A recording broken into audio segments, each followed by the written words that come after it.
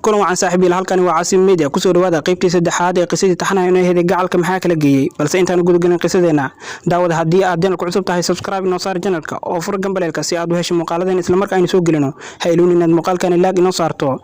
laagta wax weyn ayay inoo taraysaa adigana waxba kaama dhibeyso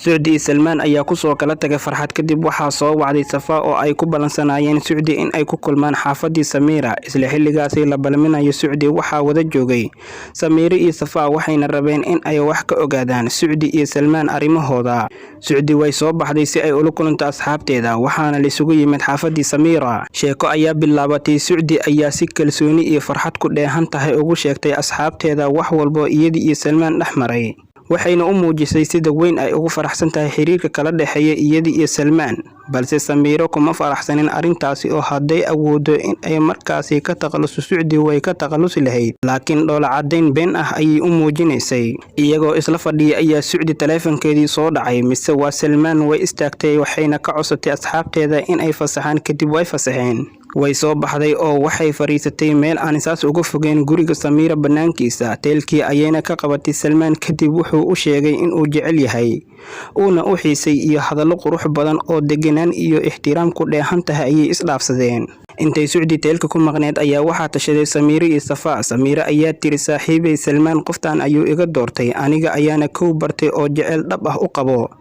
waa in aan sameeyaa wax walba oo ay ku kala tagi karaan ma u dul qaadan kari in aan Salman qof aan aniga ahayn ku arko Safa ayaa tiri anigana garabkaaga ayaan ahay bal ii sheeg maxaan sameynaa Samira waxay ahayd qof kibir iyo mayac ku soo kortay wax walba oo ay niyeysatan way heli jirtay maantana waxay ku madax adeegtay wax walba ha ku qaadato in ay Salman hesho sheekada waxay isku bedeshay laba geesood halka Safa ay la safatay saaxiibta Samira si ay u caawiso Salman wuxuu jecel yahay Suudi iyadana way jeceshahay Salman balse Samira cidna uma oga jecelkeeda laakiin si dhab ah ayay u jeceshahay Salman inkastoo ay ka qaldan tahay qaabka ay ku raadsan lahayd jecelkeeda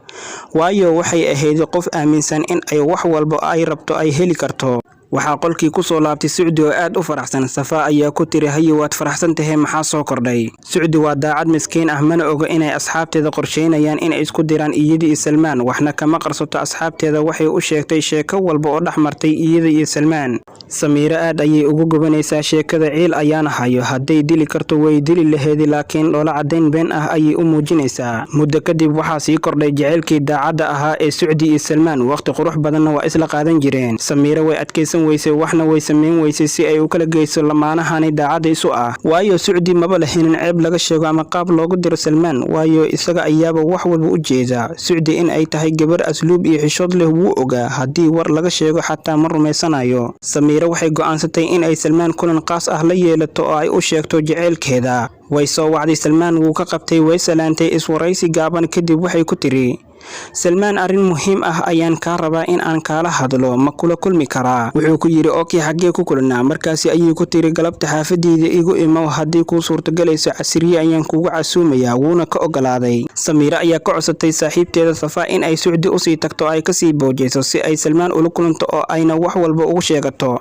Safa ayaa wacday Suudi una sheegtay in ay galabta ugu imaanayso xaafadeeda wayna ka ogolaatay waxa la gaaray galabtii Samira waxa soo wacay Salman wuxuuna u sheegay in uu joogo banaanka gurigooda Samira oo aad isku soo qurxisay isla markaana isku diyaarisay sida caruusad camal ayaa albaabkii ka furtay Salman oo isagana aad u labisan waxay ku tiri wow galabta aad ayaad u qurux badan tahay Salman ayaa markaasi ku yiri mahadsanid adigaba galabta qurux aan la qiyaasi karin ayaa ka muuqato way faraxday waayo in ay qurxan tahay ayuu sheegay intaas kadib ayay ku tiri soo gudub ha ismartiyeen gudaha ayuu u gudbay qolkii fadhiga ay u diyaarisay ayayna wada galeen wuu fariistay way soo dhaweysay waxayna u keentay macmacaan cabitaan iyo wixii kale oo ay ugu tala gashay soo dhaweyntiisa waxa la gaaray xilligii laga wada hadli lahaa xaqiiqda kulanka Salman ayaa hadalka bilaabay oo yiri maxaa darnaa Samira markaasi ayay ku tiri Salman abowey waxaan rabay in aan kuu sheego arin wax badan culays igu haysay oo aan kala cabsan jiray kalana xishoon jiray in aan kuu sheego balse waan u adkaysan waayay sidaas darteed waxaan go'aansaday in aan kuu sheego sidaas oo ay tahayna waxaan ka cabsanayaa jawaabtaada sida ay noqon doonto Salman ayaa ku yiri ii sheeg waxba ha ka cabsan wax nagama halaabayaan Samira niyada ayaa u dhisantay waxayna ku tiri Salmaan Abowe aniga markii ugu horeysay ee aan ku arkay waxaan dareemay dareen aan garan waayay waxaan ku qiyaaso aad iyo aad ayaana ii soo jiitay laga soo bilaabo markaasi ilaa iyo haddana waan dareemayaa oo maskaxdayda iyo qalbigayga oo dhani waa adiga maalinba maalinta ka dambaysa dareenkaasi waa mid igu sii kordhaya waxaana arkay inaad adiga iga sii fogaanaysid waan u adkeysan waayay sidaas darteed waxaan go'aansaday wax walba ha igu qaadato in aan kuu sheego dareenkayga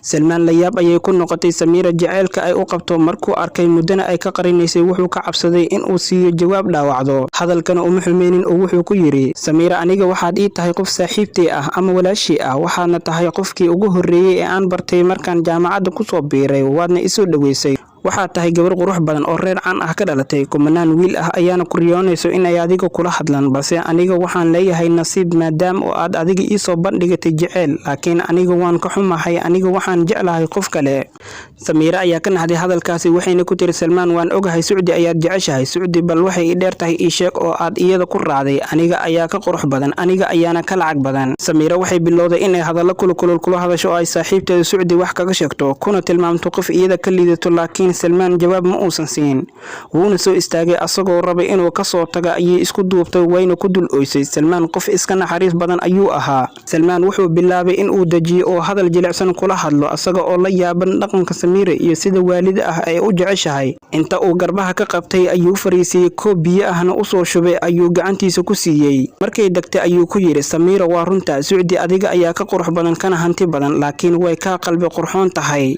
waayo weligeed ma arkin iyadoo asxaabteeda wax ka sheegayso weligeed way ni amaani jirtay oo waxay ni haysatay adiga iyo Safaa sida gabdha la dhashay oo kale haddase waxaad ogaataa inaan Sucdi guursanayo sida ayuuna ku soo baxay wuuna ka soo tagay Samiira ayaa oohin iyo niyad ka qaatay kulankii ay Salmaan la kulantay in yar kadibna waxa u timid saaxiibteedii Safaa waxay aragtay saaxiibteed oo xaalad xun ku sugan oo ilintii ka dhamaatay waxay ku tiri maxaa kugu dhacay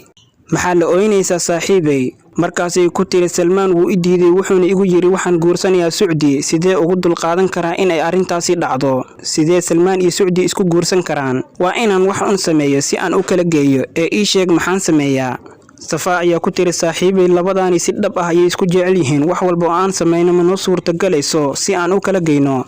waa in aan u fikirnaa si ay isku guursan Samiira ayaa tiri intuu Sucdi guursan lahaa waxa ii dhaanto inaan isdilo ama Sucdi aan dilo maba u adkeysan karo in uu naag kala guursado waa in aan sameeyaa wax walba oo aan Salmaan ku heli karo Safaa waan ku baryaa saaxiibay xal ii keen waan la rabaa Salmaan waan jeclahay mana ka maarmi karo Safaa ayaa ku tiri saaxiibteed waan dareemi karaa xanuunkaaga laakiin ha isdhibin xaqaaga dhacso oo dadaal anigana mar walba garabkaaga ayaan ahay la soco qaybta xigta doo rabbi dhaho daawada iloon inaad muuqaalkan ilaag dhahdo haddii aad channelka cusub tahay nagu soo biir oo subscribe taabo furo gambaleelka si aad u hesho muuqaaladeena isla markaa aynu soo gelino tan intaan ku kulmayna qaybta xigto nabadgelyo